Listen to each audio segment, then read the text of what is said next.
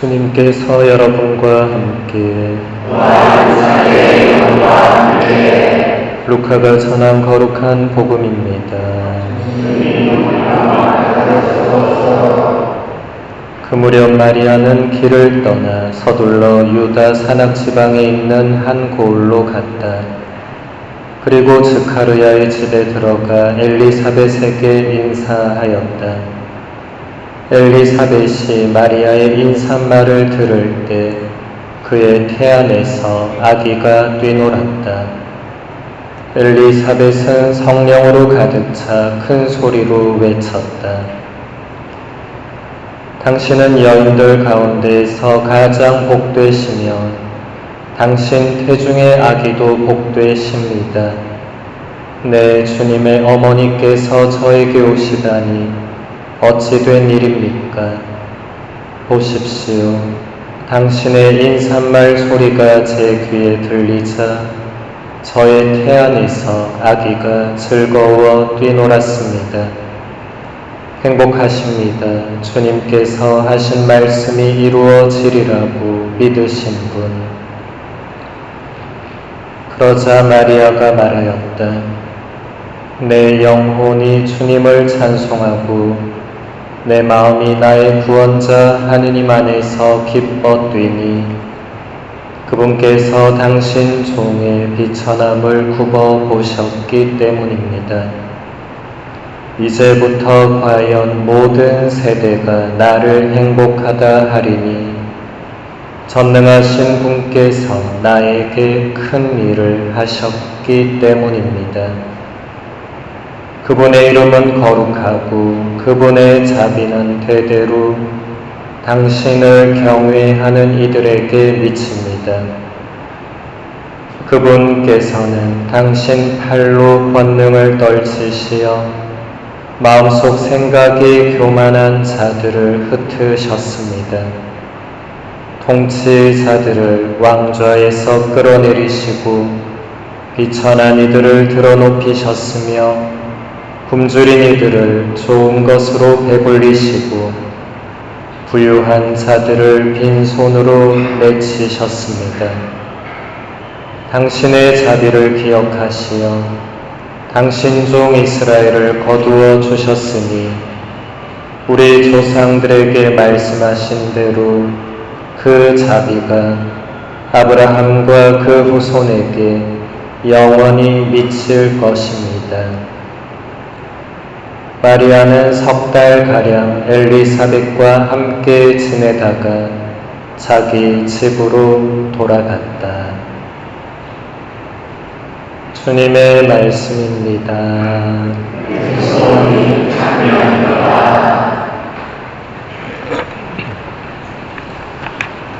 참 예수님,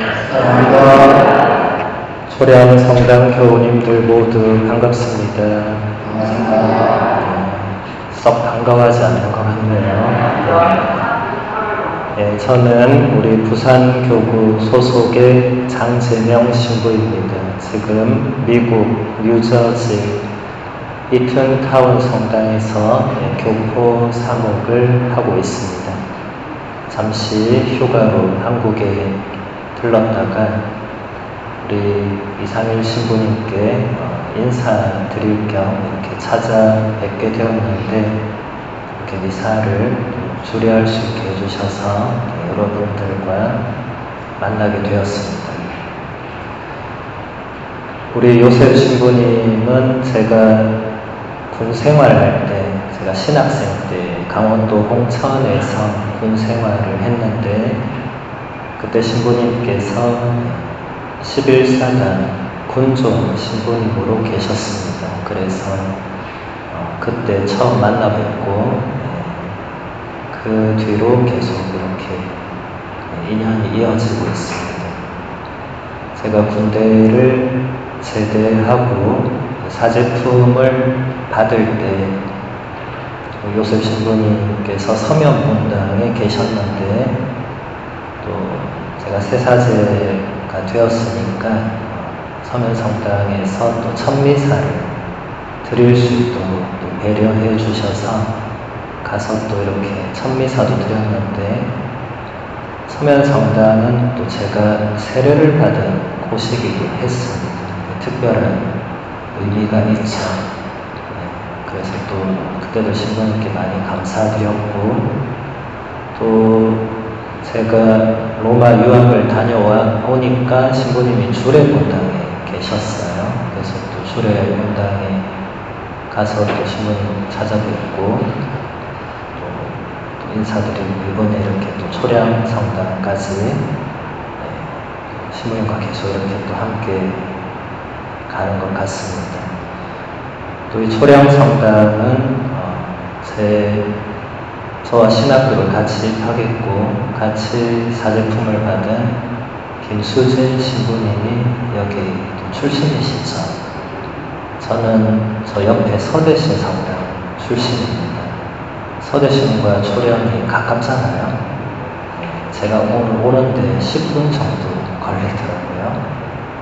그래서 김수진 신부님과도 신학생 때 많이 이렇게 방학 때 자주 만나고, 초령 성당에서 이렇게 미사를 드리는 것은 처음인 것 같습니다. 제가 이 성전이 처음 보는 것 같아요. 저도, 여러분도 저 처음 보죠? 저도 여기 처음입니다, 처음. 우리 요셉 신부님 덕분에 오래된 아름다운 초령 성당에서 이렇게 미사를 봉헌할 수 있게 되었습니다. 이렇게 참 만남의 인연이라는 것이 사람마다 특별한 의미를 줄 수도 있고 또 주지 않을 수도 있겠죠. 프란치스코 교황님은 진리는 만남이라는 말씀을 하셨습니다. 그러니까 진리가 만남 안에 있다는 것이겠죠. 우리의 모든 만남 안에서 진리를 우리가 다 발견할 수는 없겠지만, 우리의 만남들을 그냥 사소하게 혹은 당연하게 넘겨서는 안 된다는 메시지일 것입니다. 그 만남 안에서 진리를, 다시 말해서 하느님의 뜻을 찾아야 되고 찾아낼 수 있다는 것이겠죠. 그래서 여러분들도 소중한 만남들이 있을 것입니다. 한평생 이어져온 만남도 있을 것이고, 그런 만남들을 그냥 당연하게 여기지 마시고 그 안에서 소중한 뭔가를 찾아내실 수 있었으면 좋겠습니다. 오늘은 우리 교회의 어머니이신 성모님께서 죽음을 겪지 않으시고 하늘로 오르신 것을 기념하는 성모 승천 대축일입니다. 초대 교회부터 지금까지 2000년 동안 우리 교회는 성모님께서 죽음을 겪지 않으시고 곧바로 하늘나라로 가셨다고 굳게 믿어왔습니다. 그리고 지난 1950년에 지금은 복자품에 오르신 비오 12세 교황님께서 우리 교회의 이 오랜 믿음을 가톨릭 교회의 믿을 교리로 선포를 하셨고, 그때부터 우리 교회는 8월 15일을 성모 승천 대축일로 지내오고 있습니다. 성모님의 승천은 성경에 나오지 않는 교리 내용입니다. 사실 성모님에 관한 대부분의 교리들은 성경에 나오지 않고 초대 교회 때부터 신자들의 소박한 믿음들이 계속 이어져 오면서 최종적으로 교회의 믿을 교리로 선포된 것들입니다. 초대 교회부터 지금까지 우리 교회는 한결같이 성모님을 우리의 어머니로 모셔왔습니다. 그러면서 교회 공동체는 우리 어머니신 성모님께서 하늘나라에서 아들 예수님 곁에서 언제나 우리를 위하여 빌어주신다고 굳게 믿어왔습니다. 그래서 우리는 하느님께 기도를 드릴 때마다 항상 성모님께도 우리를 위하여 빌어달라고 청합니다. 이렇게 성모님께서 우리 교회의 어머니가 되실 수 있었던 이유는 하느님께 대한 성모님의 굳센 믿음과 겸손함 때문이었습니다. 성모님은 나자렛 산골 마을에 살던 평범한 시골 처녀였는데 다른 시골 처녀들과는 다른 면이 있었습니다. 성모님도 그 시대의 사람들과 마찬가지로 로마 제국의 식민지 지배 아래에서 힘겹고 비참하게 살고 계셨지만 성모님은 하느님께서 고통받고 있는 이스라엘 민족을 구원해 주실 것이라고 굳게 믿고 있었습니다. 그래서 하느님께서는 당신의 외아들 예수님을 이 세상에 보내시기 위한 도구로서 성모님을 선택하셨습니다. 가브리엘 천사가 와서 동정녀의 몸으로 예수님을 잉태할 것이라고 예언했을 때 성모님은 구원을 이루시는 하느님을 굳게 믿으셨기에 인간적으로는 도저히 믿을 수 없던 그 예언을 받아들이셨습니다. 이때 성모님께서 예 하고 응답하지 않으셨더라면 하느님의 구원 계획은 이루어지지 못했을 것입니다. 또 성모님께서 우리의 어머니가 되실 수도 없었을 것입니다. 하느님을 향한 성모님의 전적인 믿음이 성모님으로 하여금 예라는 응답을 할 수 있게 해준 것입니다. 성모님의 이 믿음은 오늘 복음에 나오는 마니피칸, 마리아의 노래라고 하죠. 이 창가에서 아주 잘 드러나고 있습니다.